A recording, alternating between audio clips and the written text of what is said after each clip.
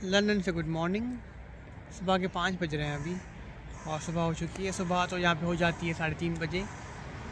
तो यहाँ पे रात इतनी लंबी होती नहीं है और रोशनी हो जाती है इतनी जल्दी, तो नींद ख़राब हो जाती है फिर। तो अभी मैं उठ गया हूँ सुबह अर्ली मॉर्निंग जो है सीधा से। वैसे इतना जल्दी उठता नहीं हूँ मैं उठता हूँ तो मतलब 7-8 बजे, लेकिन आज जल्दी आँख खुल गई है मेरी। रात भी होती है कोई यहाँ पे 10 बजे के बाद भी हल्का हल्का आसमान ब्लू होता है, रोशनी होती है आसमान में। तो इतनी जल्दी मेरी आँख खुल गई तो मैं आ गया यहाँ पार्क में। मेरे घर के पास ही पार्क है जहाँ मैं हार्डली आता हूँ, बहुत ही कम आता हूँ, लेकिन आ जाता हूँ मैं पार्क में बैठने के लिए, मौसम को एंजॉय करने के लिए, क्योंकि टाइम नहीं मिलता यहाँ पे। टाइम यहाँ पे बड़ा कीमती है ना, टाइम बिल्कुल नहीं मिलता यहाँ पे। तो मैं सोच रहा था मैं डिस्कस करूँ यहाँ पे जो है, जो मैं रिसर्च कर रहा हूँ यहाँ पे ना, जो मेरी रिसर्च है उसके बारे में डिस्कस करूँ कि उसका क्या सीन है यहाँ पे। तो जो मेरी रिसर्च है वो मेरी प्राइमरी रिसर्च है ना, like it's involving human participants, उनके साथ इंटरव्यू करना, और जो यहाँ पे प्रैक्टिसिंग जो इंडिविजुअल्स हैं in the field of education, उनके इंटरव्यूज़ करना, इस हिसाब से मेरी रिसर्च है ना। तो रिसर्च यहाँ पे बड़ी मुश्किल है, टू बी वेरी ऑनेस्ट। बड़ी मुश्किल इन द सेंस कि यहाँ पे जो है, एक तो वो मुख्तलिफ है पाकिस्तान से, वो तो अलग ही बात है, लेकिन जो यहाँ पे मेन इशू है वो आता है एथिक्स का, रिसर्च एथिक्स का और डेटा प्रोटेक्शन का। उसकी वजह से बड़े मुश्किलात आते हैं यहाँ पे, और जो अभी तक मैंने नोट किए हैं। पहला तो ये होता है कि एथिकल अप्रूवल लेना होता है आपको यूनिवर्सिटी से या इदारे से कि आप उस टॉपिक पे, उस फील्ड में रिसर्च कर सकते हो। अब क्योंकि मेरी एजुकेशनल रिसर्च है और मेरे ह्यूमन पार्टिसिपेंट्स हैं जिनके साथ मैं डील करने वाला हूँ, तो अभी तक मैंने वो रिसर्च का फेज़ अभी स्टार्ट नहीं किया है। अभी मैं सिर्फ उसके बैकग्राउंड पे काम कर रहा हूँ, क्योंकि अभी तक एथिकल अप्रूवल मेरा नहीं आया है जो मैं सबमिट कर चुका हूँ एप्लीकेशन। उसमें मैंने सारा, अब फॉर एग्ज़ाम्पल मेरी जो थीसिस है, जो मेरा प्रोजेक्ट है वो 15,000 वर्ड्स का है, तो 5,000 वर्ड्स का तो मैं ऑलरेडी जो है वो एथिक्स पे काम कर चुका हूँ, और वो सेपरेट है। 15,000 वर्ड्स तो अलग से होंगे जो होंगे। उसमें सारा एक्सप्लेन किया मैंने, प्रोजेक्ट क्या होगा, सवालात में क्या पूछूंगा, डेटा में कैसे स्टोर करूंगा, अगर मैं इंटरव्यू करूंगा तो पार्टिसिपेंट्स को क्या हार्म हो सकते हैं, कोई इनको फिज़िकल डैमेज हो सकता है, कोई इमोशनल डैमेज हो सकता है, कोई इनके मेंटल हेल्थ पे इश्यूज़ आ सकते हैं मेरी रिसर्च करने से, मेरे सवाल करने से उनसे। मैं क्या पता कोई ऐसा सवाल कर दूं जो उनकी मेंटल हेल्थ पे असर करे, जो उनकी इमोशनल हेल्थ पे असर करे, या कोई क्या पता फिज़िकल हार्म हो जाए। तो सारा एक्सप्लेन करना पड़ता है, क्लियर करना पड़ता है कि ये मेरा टॉपिक है, ये मेरा एरिया ऑफ प्रैक्टिस है जिस पे मैं रिसर्च कर रहा हूँ। ये सवाल अगर मैं करूँगा तो इस वजह से करूँगा, और इसमें कोई अगर रिस्क है वो भी मुझे बताना पड़ेगा। तो फिर एक रिसर्च, ये एथिक्स एप्लीकेशन होती है जिसमें सारा एक्सप्लेन किया जाता है कि पार्टिसिपेंट्स कौन होंगे, क्या सवाल किए जाएंगे। फिर आता है रिस्क असेसमेंट। फिर रिस्क असेस करना होता है कि अगर क्या क्या रिस्क आ सकते हैं। अगर इंटरव्यू फिज़िकली हो रहा है तो क्या रिस्क वहाँ पे आ सकते हैं, क्या कोई फ़िज़िकल हार्म हो सकता है, या इमोशनल हार्म हो सकता है, या कोई डेटा लीक हो सकता है। वो रिस्क असेसमेंट करना पड़ता है। फिर आती है डेटा प्रोटेक्शन, कि जो डेटा लिया जाएगा वो किस तरह का डेटा लिया जाएगा। कोई पर्सनल डेटा लिया जाएगा, अगर पर्सनल डेटा लिया जाएगा तो क्या उसकी रिसर्च में कोई इंपॉर्टेंस है, कोई वैल्यूएट कर रहा है, या मैं ऐसे ही में किसी का डेटा ले रहा हूँ और उनसे सवाल पूछ रहा हूँ जो काम के नहीं है मेरी रिसर्च में। तो वो क्लियर करना पड़ता है कि मैं ये सवाल पूछूंगा क्योंकि ये इस तरह से रिलेवेंट है मेरी रिसर्च में। उसके अलावा फजूल सवाल मैं नहीं पूछ सकता जो पार्टिसिपेंट से, क्योंकि फिर डेटा में स्टोर भी करना होता है सिक्योर स्टोरेज में, जो हमें प्रोवाइड की जाती है यूनिवर्सिटी की तरफ से, ताकि वो डेटा प्रोटेक्टेड रहे। क्योंकि यहाँ पे GDPR की बड़ी इंपॉर्टेंस है, जिसे हम कहते हैं जनरल डेटा प्रोटेक्शन रेगुलेशन।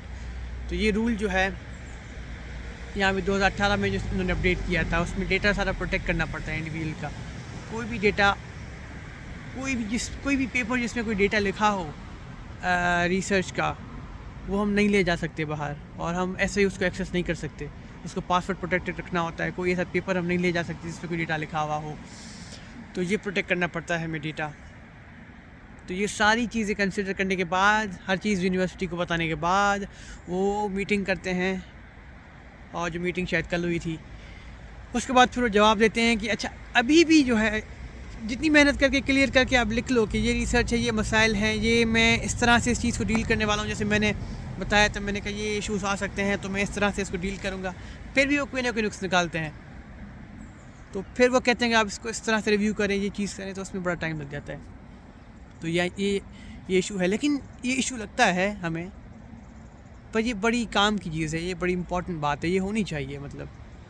क्योंकि अब जब आप रिसर्च कर रहे हो तो ये सारी कंसिड्रेशंस लेनी पड़ती हैं, डेटा प्रोटेक्ट करना और पार्टिसिपेंट को प्रोटेक्ट करना, जो आई थिंक साउथ एशिया में नहीं है। मतलब मैं काफ़ी जो है जानने वाले पाकिस्तान से या इंडिया से या बांग्लादेश से, इन कंट्रीज़ में जो मैंने देखा है, वहाँ पे रिसर्च को बड़ी कैजुअली, बड़े हल्के तौर पे लिया जाता है, और वहाँ इसी वजह से कोई चीज़ रिसर्च जो है वहाँ हार्डली प्रोड्यूस होती है। मैं बुरा नहीं कह रहा किसी कंट्री को, लेकिन ये कुछ चीज़ें फॉलो नहीं की जाती वहाँ पे। तो वहाँ पे रिसर्च जो है ऐसे ही हल्के से ली जाती है। मुझे बड़े आते हैं सर्वेज़ कि ये रिसर्च है, आप इस तरह इस फॉर्म को जो है आप फिल कर दें हमारी रिसर्च के लिए।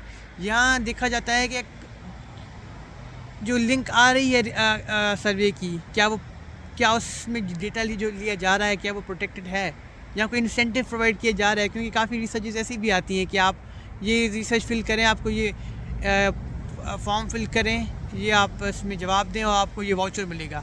तो इंसेंटिव जो है इसमें गिफ्ट किया जाता है।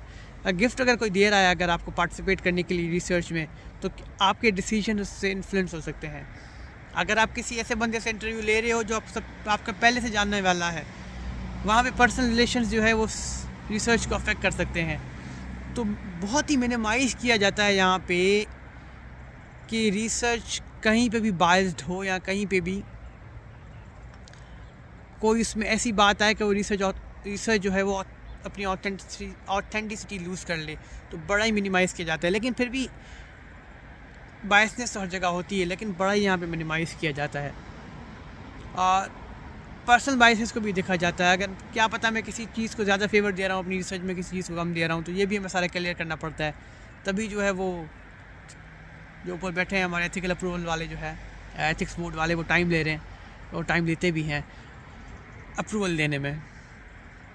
तो ये बड़ी यहाँ पे एक कॉम्प्लेक्सिटी है यहाँ के सिस्टम की। लेकिन ये अच्छा भी है क्योंकि यहाँ पे जो रिसर्च फिर प्रोड्यूस होती है वो बड़ी ऑथेंटिक रिसर्च प्रोड्यूस होती है, वो आगे चल के काम भी आती है पॉलिसी एंड प्रैक्टिस में। अब ये बड़े टेक्निकल टर्म में यूज़ कर रहा हूँ, शायद आपको समझना है, लेकिन वो पॉलिसी बनाने में बड़ी फिर काम आती हैं रिसर्चेस। तो अब मैं देखता हूँ मेरी रिसर्च जो है उसका क्या होता है। अभी तक तो अप्रूवल नहीं आया है, अप्रूवल का वेट हो रहा है। और फिर जब अप्रूवल आ जाएगा, फिर जिससे मैं इंटरव्यू करूँगा, फिर उसको भी मुझे सारा एक्सप्लेन करना पड़ेगा हर बंदे को कि मेरी रिसर्च ये है, ये सवाल होंगे, ये मसाइल होंगे, ये बातें होंगी। अगर आपको मसला हो तो आप पार्टिसिपेट ना करो, तो चाहे कुछ भी हो, ये सारी फॉलोइंग्स करनी है और इसमें फिर आपका बड़ा टाइम लग जाता है। और इसलिए बड़ी रिसर्च यहाँ पे टाइम टेकिंग है। और यही अच्छी बात भी है। फिर अब वीडियो बड़ी लंबी हो चुकी है, इस पे बात की है मैंने। अगर किसी को और सवाल और रिसर्च के हवाले से वो मुझसे पूछ सकता है। मेरी जो फील्ड है वो एजुकेशनल फील्ड है, तो मैं एजुकेशन में रिसर्च कर रहा हूँ। फिर काफ़ी लोगों की मेडिकल रिसर्च होती है, उसमें तो और ज़्यादा मसले होते हैं हार्म के, तो उसमें और ज़्यादा मसाइल होते हैं और उसमें बड़ा टाइम लगता है। तो ये सीन हैं। तो इस वीडियो को यहाँ एंड करता हूँ, और कोई भी सवाल हो फिर पूछिएगा मुझसे आप कमेंट्स में।